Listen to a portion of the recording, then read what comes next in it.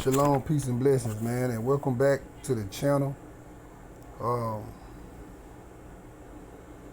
if you can hear the sound of my voice, that means you was blessed to see another day. So we want to give all thanks, praise, and honor to the Most High Yahuwah.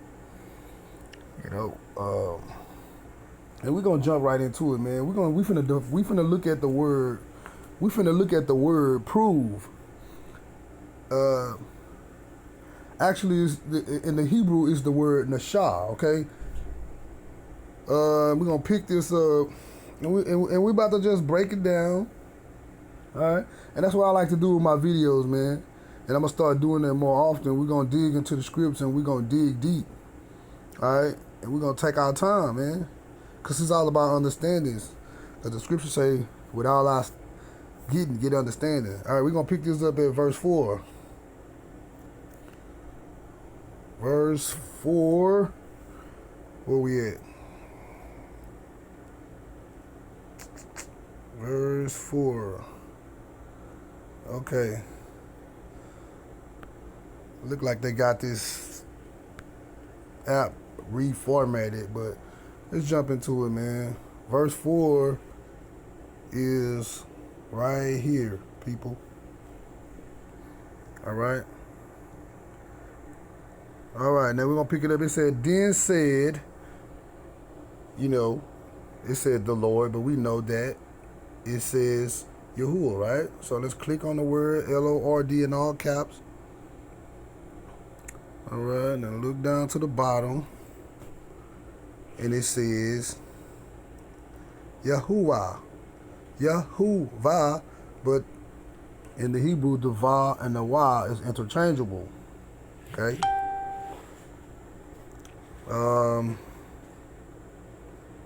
All right, look. So it says, then said Yahuwah unto Moses, behold, I will rain bread from heaven for you, and the people shall go out and gather a certain rate every day, that I may prove. There go that word right here that we've about to break down and dissect.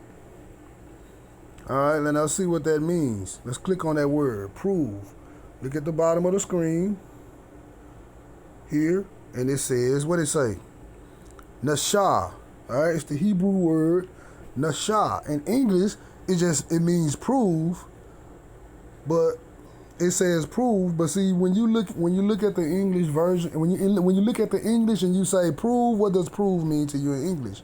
It don't have the same meaning that it means in the Hebrew. Now let's go and look. Let's look at the definition of prove in English. Let's see what it says. I might be wrong.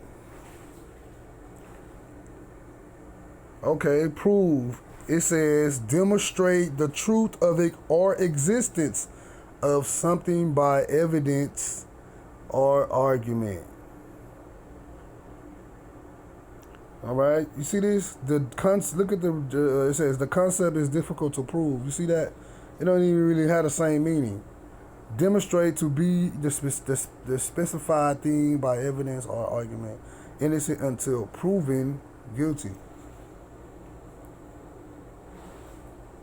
Okay, we looked at what are synonyms of prove: confirm, convince, explain, result, show, try, turn out, verify. Now let's go back to the Bible. All right, so this is why I say translations matter. Now watch this. Look at the word prove in Hebrew. The word improve means nashah, and it means to do what? Look down here at the bottom, and it says to do what? To test. You see that? To try, prove, tempt, a shade, put to the proof or test. All right. So, what does the word the Hebrew word nashah means? To test. You see that? To put to a test. Now, let's read that again. Let's read that again. Let's start at 4. I don't like how they got this Bible formatted, man. 4. He said, then said Yahuwah unto Moses, behold, I will rain bread from heaven for you, and the people shall go out and gather a certain rate every day, that I may prove them. So what is he saying? That he may test them. You see that? Whether they will walk in my law or not, or no. And it shall come to pass. Okay, that's it. That's what I wanted, right? So God, what was God telling Moses? What was God telling Moses and the children of Israel? He was gonna prove and test them, man. Prove. We just seen prove in English don't have nothing to do with what it means in the scripture. All right, and then we know the Hebrew word for prove. Well, what that word really said was nashah. All right, and we just seen that nashah means to test. All right, let's look at another precept. Let's go to Deuteronomy 8. Let's go to Deuteronomy 8. All right, and we're gonna read 1 through 6, and then we're gonna read 15 through 17. Take notes. Okay, it said, all the commandments which I command thee this day shall ye observe to do, that ye may live and multiply and go in and possess the land which Yahuwah sware unto your fathers. He talking to the children of Israel. And thou shalt remember all the way which Yahuwah thy God lead thee 40 years in the wilderness to humble thee. So that was the whole purpose of them to be walking in the wilderness for 40 years. He tried to humble them. You see how long it took them to be humble? 40 years? Now think about our life. Then look at our life and look at your personal life, and how long is it going to take God to humble you? You see that? Sometimes it takes longer. We just pray that our grace don't run out before, we get the picture. Look at verse 2 right here. It says, and thou shalt remember all the way which Yahuwah thy God led thee 40 years in the wilderness to humble thee, to prove thee. There go that word again. Let's click on it. Boom. It's the Hebrew word. Okay, let me see. It's the Hebrew word down here. Nashah. You see that? And let's scroll down. It says the same thing. To test, to try. All right? So basically, what God is saying, He gives us tests.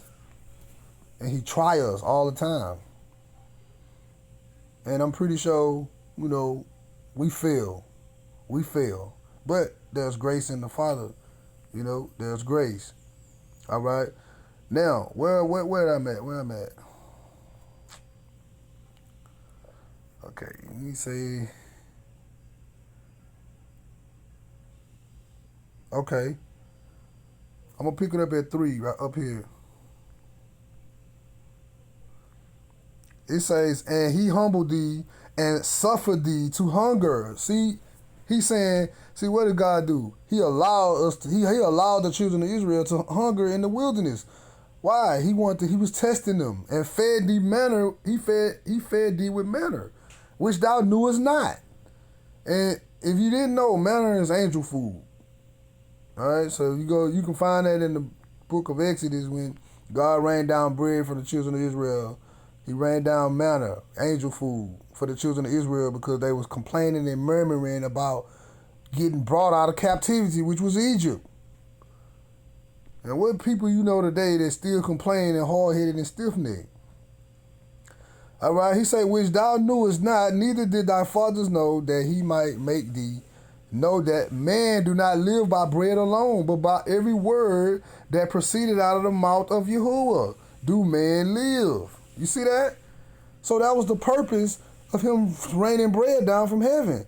So he can show us, man, he wanted us to listen to his word and his direction and stop thinking about bread. Because the children of Israel complained about the manna. They complained about the manna. They wanted to eat flesh. So he gave them quail. And when he gave them quail, he made a gush out of their mouth and their nose. Why? Because they was ungrateful. All right, what does he say in verse 4? He said, thy raiment waxed not old upon thee, neither did thy foot swell these 40 years. So God had the children of Israel walk around in the wilderness for 40 years with the same shoes on and the same clothes. Man, can you believe that? Like, what kind of, like, what, you know what I mean? Come on, man. All right, it says, I think I need to pick it up. Let me pick it up at 15. Let me go to the other Bible because I don't like how this one formatted. I really don't. Okay. Let me go here. Let me go to this one, man. No, I'm not in the Exodus. I'm in Deuteronomy 8. Pick it up at 15. All right, so we already seen that the word prove in English is the Hebrew word for nashah. All right, so you see why I tell you, I tell people this all the time. Some words are replaced in the English version, and the correct thing to say was to try or to test, but they put prove. You see that? And when you break down what that word really mean in Hebrew, it means God was testing them. But it says prove, and we just proved that prove don't mean prove in Hebrew. It means to test. Look what it said. It said, who led thee through that great and terrible wilderness, wherein were fiery serpents and scorpions. Yeah, the children of Israel went through trials and tribulations in the wilderness for 40 years. Why? Because they was hard-headed and stiff-necked and disobedient and they rather to stay in slavery and bondage to the Egyptians than to be free. And he say, where there was no water, who brought thee forth water out of a rock of flint, who led thee in the wilderness with manna which thy fathers knew not, that he might humble thee, and that he may, there go that word again, prove thee, to do thee good at thy later end. So what was he doing? Well, he was testing us and trying us to see if we were going to keep his commandments and law. All right? And, we didn't do it because we wouldn't be in captivity today. We wouldn't be in the land of our captivity today if we would have passed God's test. So the question is, are you passing God's test today? All right, let's pick this up. Deuteronomy 13. It says, no, am I in the right chapter? Deuteronomy 13, 1 and 4. Okay. If there rise among you a prophet or a dreamer of dreams, and give thee a sign or a wonder, and a sign or a wonder come to pass, whereof he spake unto thee, saying, let us go after other gods, which thou hast not known, and let us serve them. Thou shalt not hearken unto the word of the prophet or the dream of dreams, for Yahuwah your God proveth you. You see that? He tested you. He trying you to know whether you love Yahuwah your God with all your heart and with all your soul. Ye shall walk after Yahuwah your God and fear him and keep his commandments and obey his voice. You see that? Obedience. He's going to test you to see if you're going to be obedient or not. And ye shall serve him and cleave unto him. You see that? That's that. So prove it you. That's the same word. Nashah. Test you. So what is he saying in here? He's saying if somebody come among you and giving you, and they telling you, hey, let's go worship, let's go worship out the other God. Let's worship this God, and let's worship that God. There's plenty of them out there, false gods. That is, if somebody telling you that, you supposed to be like, nah, bro, I'm good. I'm gonna worship Yahuwah and Yahuwah only, right? And